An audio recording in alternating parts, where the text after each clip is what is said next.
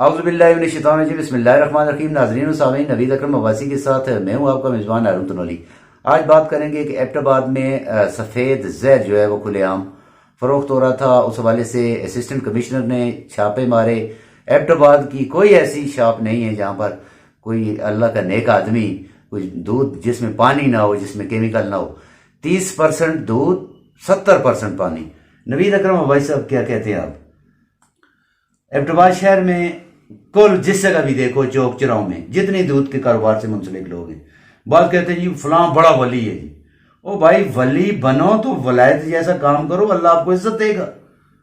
ہارون تو سر ذرا آپ نے آج یہ ٹاپک چھیڑا ہے کہ ملاوٹ والا، اور خاص کر یہ دودھ جو ہے، دودھ تو نور ہوتا ہے، اور ملاوٹ کے بارے میں تو ہمارے پیارے نبی صلی اللہ علیہ وسلم کی حدیث بھی ہے کہ جس نے ملاوٹ کی وہ ہمیں سے نہیں ہے۔ اور اس کے باوجود ہم رمضان میں ایک طرف ملاوٹ کرتے ہیں اور پھر وہ نور کے ساتھ جو ہے ہم کیا کھلواڑ کرتے ہیں، اور پھر 30% دودھ، 70% پانی، بعض کیمیکل، بعض میں 50% ہے، بعض میں 20% ہے۔ کوئی ایسی شاپ ایبٹ آباد کے اندر نہیں ہے جس میں پانی نہ ہو یا کیمیکل نہ ہو۔ دیکھیں، یہ تو کوئی راکٹ سائنس نہیں ہے کہ جس میں مشکل ہو انتظامیہ کے لیے، عام لوگوں کے لیے یہ چھوٹے چھوٹے آلات ملتے ہیں، اس کے لیے آپ چیک کر لیتے ہیں۔ اور اس کے باوجود اگر یہ اتنی بڑے پیمانے پہ یہ کیمیکل ملا دودھ اور زہر ملا دودھ اور پاؤڈر اور کیا کیا آئے روز آپ لوگ نشاندہی کرتے ہیں، میڈیا نشاندہی کرتا ہے، کیا انتظامیہ کی آنکھیں بند ہو جاتی ہیں؟ ایک بار چھاپا پڑتا ہے، دوسرے دن وہی پھر وہ بیٹھے ہوتے ہیں، ان کو ضمانت مل جاتی ہے، وہ پھر ہمارے بچوں کو ہم کو زہر جرمانہ کرتے ہیں، ملاوٹ کرتے ہیں، زہر آلود چیزیں دیتے ہیں، کیمیکل جو ڈالتے ہیں وہ کیا ہے۔ اور دوسرا دیکھیں، پیسے پورے لیتے ہیں، وہ لیتے ہیں 1 کلو، اگر کوئی دودھ لینے آ رہا ہے تو وہ 1 کلو دودھ کے پیسے لیں گے، وہ پانی کے نہیں لیں گے۔ پانی اس میں 70% اس میں ہوتا ہے پانی، 30% دودھ ہوتا ہے۔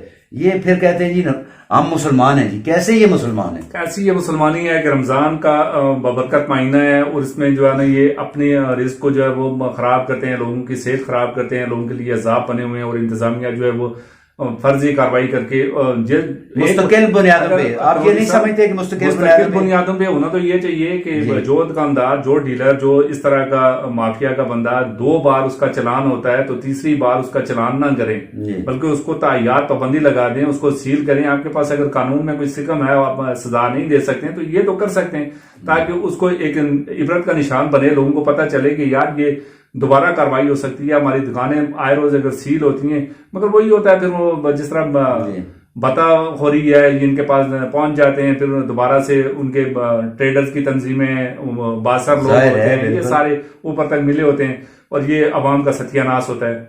شکریہ جی۔ تو ناظرین و سامعین، ایبٹ آباد میں اسسٹنٹ کمشنر نے جو چھاپہ زنی کی مختلف چوک چراہوں میں، مختلف جگہوں پر، ملک پورہ، کنج کے حال، منڈیاں، سپلائی، اور اس کے ساتھ ایبٹ آباد کا فار فلانگ ایریا جو ہے، اس میں جو کاروائیاں کی گئی ہیں دودھ کے حوالے سے، کینٹ انتظامیہ کو بھی چاہیے، کینٹ انتظامیہ کینٹ کے انڈر جو ان علاقوں میں جو دکانیں آتی ہیں ان کو بھی چیک کیا جائے، جو زہر فروخت کرنے والے ہیں ان کو کڑی سے کڑی سزا دی جائے، اور ان کے اوپر روزانہ کی بنیاد پر چیک رکھا جائے۔ اس میں فوڈ سیفٹی اتھارٹی کو، جو کافی عرصے سے خاموش تماشائی ہیں، کبھی ان کا ایک ہوا کرتا تھا مگر آج کل وہ بالکل خاموش ہیں، اس کے ساتھ فوڈ ڈپارٹمنٹ کو چاہیے، اور دیگر لائف سٹاک ڈپارٹمنٹ، جیسا کہ کل انہوں نے اس کارروائی میں بھرپور ساتھ دیا، اور دوسرا فوری چیک کیا، اور ان کے اوپر جرمانے وغیرہ کیے گئے۔ ان کے اوپر مکمل طور پر پابندی لگنی چاہیے، اور ایسے کاروبار میں وابستہ لوگوں کو کڑی سے کڑی سزا ملنی چاہیے، کیونکہ ملاوٹ جو ہے،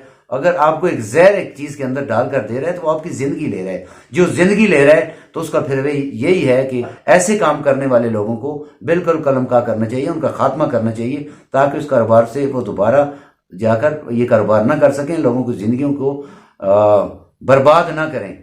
تو پھر ملتے ہیں ناظرین کسی نئے پروگرام کے ساتھ، تب تک کے لیے اجازت دیجیے، اللہ حافظ۔